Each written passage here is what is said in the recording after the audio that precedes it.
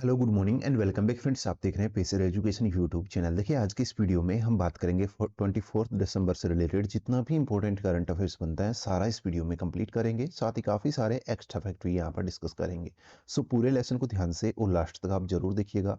इसी current affairs को और डिटेल्ड वे में पढ़ सकते हैं नीचे दिए गए स्टडी पार्क का जो लिंक है उस पर क्लिक करके।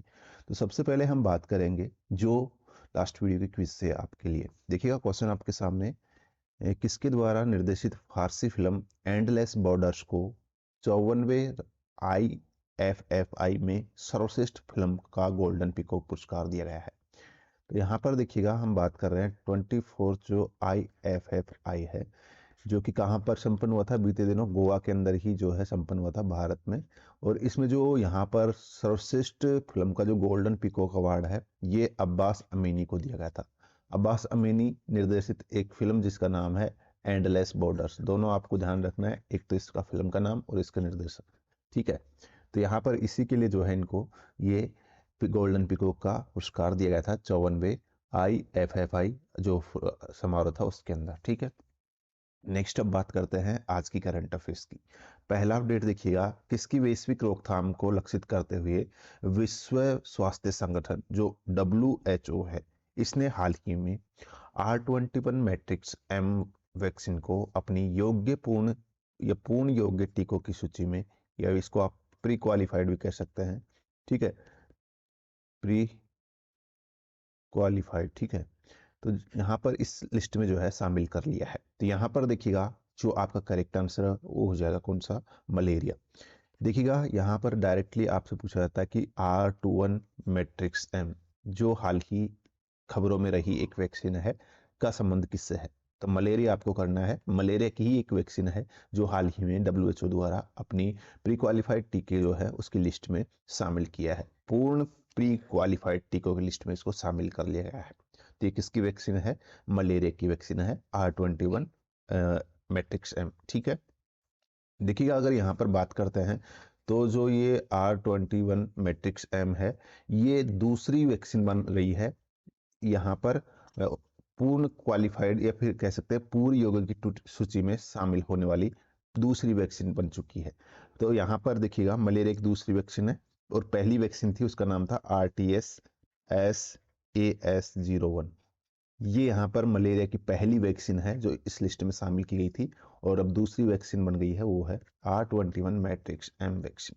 ये डेटा आपको ध्यान रखना है, पहली मैट्रिक्स का नाम भी, इसका वैक्सीन का नाम भी आपको ध्यान रखना है। डायरेक्टली पूछा जाता है कि RTS-AS01 किससे संबंधित एक वैक्सीन है, तो मलेरिया आपका करेक्ट आंसर होगा, ठीक है। नेक्स्ट अपडेट देखिएगा, प्रसिद्ध रविंद्रनाथ टैगोर साहित्य पुरस्कार salt and papers selected poems के लिए किसे दिया गया है। तो ये जो पुरस्कार है ये दिया गया है हाल ही में जो कवि आलोचक सुकृता पाल कुमार है इनको दिया गया है। सुकृता पाल कुमार को हाल ही में ये प्रसिद्ध रविंद्रनाथ टैगोर साहित्य पुरस्कार जो है वो प्रदान किया गया है। इनकी एक कृति है जिसका नाम है salt and papers selected poems, ये इस कृति का नाम है, ठीक है। और इसी के लिए जो है इनको ये पुरस्कार दिया गया है रविंद्रनाथ टैगोर पुरस्कार, ठीक है। ये इनका छठा पुरस्कार है, ध्यान रखिएगा। आप कह सकते हैं कि डायरेक्टली आपसे पूछा जाता है कि जो छठा रविंद्रनाथ साहित्य पुरस्कार है वो किसे दिया गया है, तो सुकृता पाल कुमार को दिया गया है। फिर देखिएगा यहाँ पर अगला अपडेट देखते हैं अपना, और एक और पॉइंट यहाँ पर आप चाहे तो याद रख लीजिएगा, जो पिछला अवार्ड दिया गया था ये वो राज कमल झा को दिया गया था। पिछला जो रविंद्रनाथ टैगोर पुरस्कार लास्ट ईयर का वो किसे दिया गया था, राज कमल झा को, कमल झा, ठीक है, इनको दिया गया था।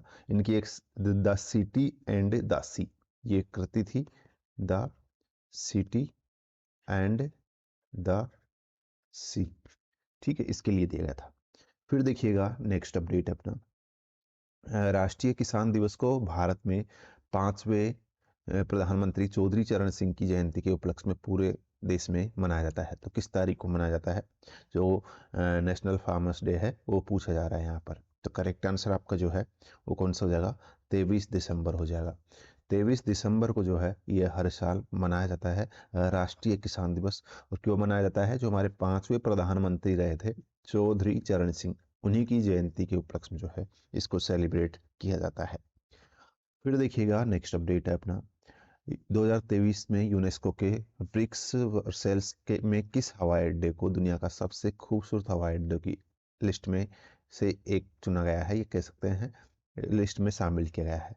तो यहाँ पर आपका करेक्ट आंसर होगा जो केम्पेगौड़ा अंतर्राष्ट्रीय हवाई अड्डा है बेंगलुरु का, इसी को इस लिस्ट में शामिल किया गया है। हाल ही यूनेस्को ने कहा है कि ये दुनिया के जो है सबसे खूबसूरत हवाई अड्डों में से एक है, और ये है भारत का जो बेंगलुरु में हवाई अड्डा है, केम्पेगौड़ा अंतर्राष्ट्रीय हवाई अड्डा है बेंगलुरु का, उसको इस लिस्ट में शामिल किया गया है। इसका जो टर्मिनल 2 है इसको ध्यान रखिएगा, टर्मिनल T2 को, ठीक है। उसके बाद में नेक्स्ट अपडेट है अपना फ्रांस के राष्ट्रपति जो नई दिल्ली में गणतंत्र दिवस समारोह 2024 में मुख्य अतिथि होंगे, उनका नाम क्या है? फ्रांस के राष्ट्रपति, यहाँ पर करेक्ट आंसर होगा इमैनुअल मैक्रोन।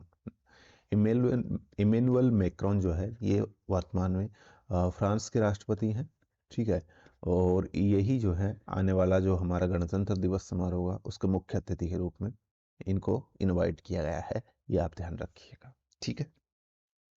चलिएगा अब बात करते हैं जो आज की करंट अफेयर्स हैं। पहला इसका आंसर है कमेंट बॉक्स में आपको लिखना है। आज की क्विज है ये आपके लिए, तो इसका आंसर आपको कमेंट बॉक्स में लिखना है। क्वेश्चन आपके सामने है, हाल ही में भारतीय तटरक्षक बल जो ICG है इसका नवा राष्ट्रीय स्तरीय प्रदूषण प्रतिक्रिया अभ्यास जो है, ठीक है, नोट पेलेरिक्स 9, ठीक है, ये किस जगह पर आयोजित किया गया है, ये आपसे पूछा गया है।